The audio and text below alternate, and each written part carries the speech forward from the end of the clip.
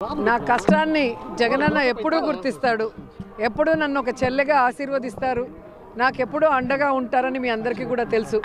2014లో జగనన్న నాకు నగిరి నియోజకవర్గం నుంచి పోటీ చేసే అవకాశం ఇచ్చినప్పుడు నా చెల్లి మంచిది, ఆమెను గెలిపించండి, మీకు అండగా ఉండి మంచి చేస్తుంది అని జగనన్న అందరికీ కూడా పిలుపునిస్తే అన్న మీద గౌరవంతో అన్న చెప్పిన మాట ప్రకారం నన్ను గెలిపించడం జరిగింది. సో నగిరి నియోజకవర్గ వాయిస్ని, వైఎస్ఆర్ కాంగ్రెస్ పార్టీ వాయిస్ని అటు అసెంబ్లీలో ఇటు ఆంధ్రప్రదేశ్లో వినిపించడం జరిగింది. అలాగే 2019లో మళ్ళీ జగనన్న రెండోసారి నాకు టికెట్ ఇచ్చి ఆశీర్వదిస్తే దేవుడి ఆశీస్సులతో జగనన్న ముఖ్యమంత్రి అయ్యారు. ఇక్కడ నేను ఎమ్మెల్యేగా గెలిచి భగవంతుడి ఆశీస్సులు, జగనన్న ఆశీస్సులతో మళ్ళీ నేను మంత్రిని కూడా అవ్వటం జరిగింది.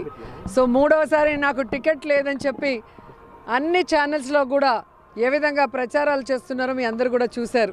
నేను అప్పటికే చెప్పాను, నగిరి అంటే రోజా, రోజా అంటే నగిరి, జగనన్న అండగా ఉన్న ఆడబిడ్డని నేను, కాబట్టి నా సీట్ ఎవరు నా నుంచి తీసుకోలేరని నేను కాన్ఫిడెంట్గా చెప్పడం జరిగింది. అదే కాన్ఫిడెన్స్తో ఈరోజు కూడా మీరు చూస్తే జగనన్న ఆశీర్వాదంతో నగిరి ఎమ్మెల్యే అభ్యర్థిగా మూడవసారి మరి నామినేషన్ వేయడానికి రావటం జరిగింది. నా నగిరి ప్రజలు ఎప్పుడూ కూడా జగనన్నకి నాకు ప్రేమతో, అభిమానంతో అండగా నిలుస్తున్నారు అనేది ఈరోజు ర్యాలీ చూస్తే మీకే అర్థమైపోయి ఉంటుంది. ఇది నామినేషన్ ర్యాలీయా లేదా విజయోత్సవ ర్యాలీయా అనేది మరి ప్రతిపక్షాలకి దిమ్మ తిరిగి మైండ్ బ్లాక్ అయి ఉంటుందని నేను అనుకుంటున్నా. ఎందుకంటే 2019లో జగనన్న వాగ్దానం చేసినప్పుడు రాజన్న బిడ్డకు ఒక అవకాశం ఇద్దామని ప్రజలు 151 సీట్లు ఇచ్చారు. కానీ ఈరోజు జగనన్న సంక్షేమం, అభివృద్ధి రెండు కళ్ళగా ఈ రాష్ట్రంలో అనేక కార్యక్రమాలు చేశారు.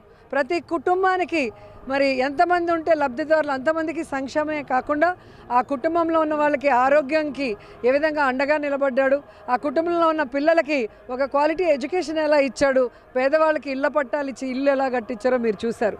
అంతేకాకుండా ఈరోజు నగిరి నియోజకవర్గంలో 2000 కోట్లకి పైగా సంక్షేమ అభివృద్ధి చేసిన ఘనత ఈరోజు జగనన్నకే దక్కింది. జగనన్న ఆశీస్సులతో ఎన్నో అభివృద్ధి కార్యక్రమాల్ని, polytechnic college, ITI college, 100 bedded hospital, urban health సెంటర్లు, టెంపుల్లు, మసీదులు, ఎలక్ట్రిక్ శ్మశానాలు అన్నీ చేయటమే కాకుండా ఈరోజు నగిరి ప్రజలకు ఎటువంటి కష్టం లేకుండా రెవెన్యూ డివిజన్ చేసి ఇచ్చారు నేను అడగగానే.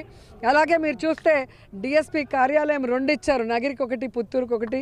అలాగే మోటార్ వెహికల్ ఆఫీస్ ఇవ్వటం జరిగింది. సో ఒక చెల్లెలుగా, ఒక సైనికురాలుగా ఎప్పుడూ కూడా అన్న ఎంతో అభిమానంతో నేను కోరుకున్నది ప్రజల కోసం అనేది గుర్తించి చేస్తూ ఉన్నారు. సో అన్న రుణం తీర్చుకునే విధంగా మరి నగిరి నియోజకవర్గం నుంచి హ్యాట్రిక్ కొట్టి అన్నకి గిఫ్ట్గా ఇస్తానని కూడా ఈ సందర్భంగా తెలియజేసుకుంటున్నా. ఈజీగా 10,000 దాటాలి అని చెప్పి మా వాళ్ళందరూ కూడా, అంటే 20-30 అని చెప్తారు మా కార్యకర్తలు, కానీ ఎప్పుడు కూడా అణిగిమణిగి ఉండాలి అంటారు. అందుకే 10,000 పైనే మెజారిటీ ఉంటుందని కూడా ఈ సందర్భంగా తెలియజేసుకుంటున్నా. ఎందుకంటే నగిరి అంటే 500 నుంచి 1000, 1500, 2000 తప్ప ఎప్పుడు మెజారిటీ లేదు ఏ ఎలక్షన్ చూసినా కూడా మీరు ఇంతవరకు. కాబట్టి అలాంటి చోట 10,000 దాటడం అనేది 1,00,000 దాటిన లెక్క. ఎందుకు ఇంత కాన్ఫిడెంట్గా నేను కలుగుతున్నానంటే జగనన్న చెప్పిన మాట ప్రకారం గడప గడప ప్రతి కుటుంబాన్ని కూడా పరామర్శించాం, వాళ్ళకి అన్ని సంక్షేమం అందుతుందా లేదా తెలుసుకున్నాం. ప్రజలు కోరుకున్న అభివృద్ధిని మరి జగనన్న ఇచ్చిన గడప గడపకి మన ప్రభుత్వం ఫండ్స్తో చేయటం జరిగింది, తుడా ఫండ్స్తో చేయటం జరిగింది, ఎండోమెంట్ ఫండ్స్తో చేయటం జరిగింది, MLA funds, MPP funds, ZPTC, ZP ఫండ్స్తో కూడా ఎన్నో అభివృద్ధి కార్యక్రమాలు చేశాను. కాబట్టి ఈరోజు కాన్ఫిడెంట్గా నేను చెప్పగలను, అటు జగనన్న సంక్షేమం అభివృద్ధి, ఇటు మేము ఇస్తున్న అభివృద్ధి, అలాగే నా చారిటబుల్ ట్రస్ట్ ద్వారా నేను ఇక్కడ ఉండి చేస్తున్న సర్వీసు. అండ్ ముఖ్యంగా ప్రజలు 24 అవర్స్ ఏ టైంలో ఫోన్ చేసినా అందుబాటులో ఉండి వారిని ఒక సిస్టర్ లాగా, ఒక డాటర్ లాగా ఈరోజు వాళ్ళందరికీ కూడా అండగా ఉన్నాను. కాబట్టి అంత కాన్ఫిడెంట్గా నేను చెప్పగలుగుతున్నాను. నాకు ఓపిక ఉన్నంత వరకు కాదు, ఊపిరి ఉన్నంత వరకు నగిరి ప్రజలకి మంచి చేస్తాను, జగనన్నకి అండగా ఉంటాను. అంటే ఈరోజు ర్యాలీ చూసిన వాళ్ళకి సగం మందికి భయం అనేది వెన్నులో వణుకు పుడతా ఉంది. విజయోత్సవ ర్యాలీగా అనిపిస్తుంది. ఏ విధంగా సమాధానం చెప్తారు? ఒకటే చెప్పగలను సార్, వెన్నుపోటు రాజకీయాలు చేసే పార్టీలకి, వెన్నుపోటు రాజకీయాలు చేసే నాయకులకి వెన్ను విరిగేలాగా ఈరోజు ర్యాలీ జరిగింది. మే 13th ఓటింగ్ కూడా అలాగే జరుగుతుంది.